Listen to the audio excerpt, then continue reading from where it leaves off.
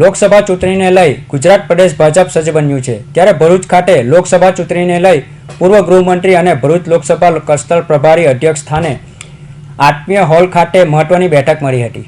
ગૃહમંત્રી પ્રદીપસિંહ જાડેજા તેમજ ભરૂચ લોકસભા પ્રભારી અજય ચોકસી અને સંયોજક યોગેશભાઈની ઉપસ્થિતિમાં ભરૂચ જિલ્લા ભાજપ સંગઠન હોદ્દેદારોની બેઠક મળી હતી।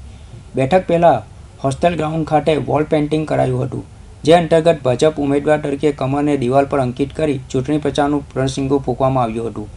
ભરૂચ લોકસભા બેઠકને લઈ તૈયારીનો શંખનાદ કરવામાં આવ્યો હતો, જે બાદ આત્મીય હોલ ખાતે મહત્વની બેઠક મળી હતી। 2024ની આગામી લોકસભાની ચૂંટણીના તૈયારીના ભાગ સ્વરૂપે આજે ભરૂચ લોકસભાની બેઠક, આ બેઠકના પ્રભારી અજયભાઈ ચોકસી તેમજ આ બેઠકના સંયોજક યોગેશભાઈ સાથે ભરૂચ જિલ્લા ભારતીય જનતા પાર્ટીના સંગઠનના લોકોની ઉપસ્થિતિમાં આજની બેઠકનું આયોજન કરવામાં આવ્યું છે। ફિર એક બાર મોદી સરકાર, દેશમાં ફરી એક વખત નરેન્દ્રભાઈ મોદીનું સરકાર બને, દેશમાં 500 વર્ષની સંઘર્ષકાળ પછી ભગવાન શ્રી રામચંદ્રજીનું મંદિર ભગવાન રામલલ્લા મંદિરમાં બિરાજમાન થયા છે। દેશમાં રામ રાજ્યની શરૂઆત થઈ ચૂકી છે અને વિશ્વમાં ભારત એ વિશ્વની ત્રીજી મહાસત્તા બને એવા આદેશથી, એવા સંકલ્પ સાથે ભારતીય જનતા પાર્ટી અને 125 કરોડ ભારતીયો દેશમાં ફરી એકવાર મોદી સાહેબની સરકાર બને એનું આયોજન કરવા માટે આજની આ બેઠક રાખવામાં આવેલી છે। સર, ભરૂચ લોકસભા બેઠકમાં 6 વાક્યો ઝંખેલા એવા સમીકરણ બેસી રહ્યા છે। ચૈતર વસાવા પણ લડવાની વાત કરે છે, મુમતાઝ પટેલ પણ લડવાની વાત કરે છે। ભાજપ માટે કેટલો પડે?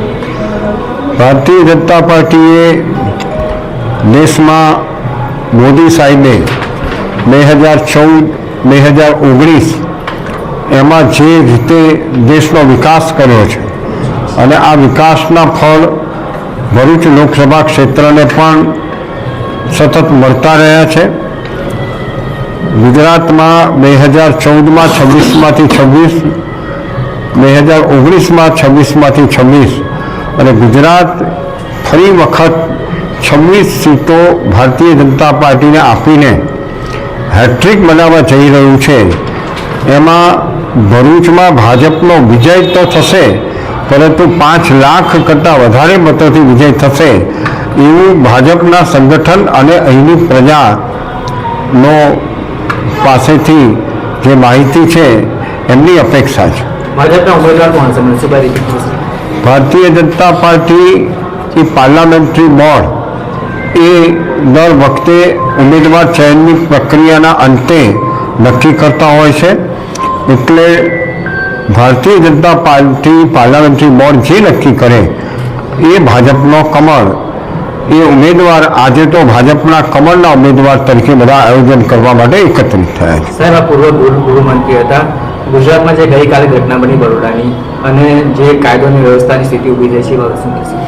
ગુજરાતમાં કાયદો અને વ્યવસ્થાની પરિસ્થિતિ વર્ષોથી અને અત્યારે પણ ગુજરાત સરકાર માનનીય ભૂપેન્દ્રભાઈના નેતૃત્વ હેઠળ ઉત્તમ પ્રકારની કામગીરી થઈ રહી છે અને એમાં કોઈ પણ પ્રકારની કોઈ પણ ત્રુટિ પ્રબળ રાજકીય ઈચ્છાશક્તિના આધાર ઉપર ગુજરાત સરકાર ચલાવી લેવા માંગતી નથી।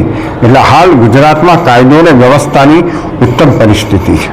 બેઠકમાં ઐતિહાસિક મતોની સરસાઈથી ભરૂચ લોકસભા બેઠક પર ફરી એક વખત કમર ખીલવવા પૂર્વ ગૃહમંત્રી પ્રદીપસિંહ જાડેજાએ આહવાન કર્યું હતું। વધુમાં તેમણે જણાવ્યું હતું કે અયોધ્યામાં 500 વર્ષના સંઘર્ષ બાદ રામ મંદિરની સ્થાપના સાથે રામરાજ્યની શરૂઆત દેશમાં થઈ છે। Sachin Patel, Hind TV news, Bharuch.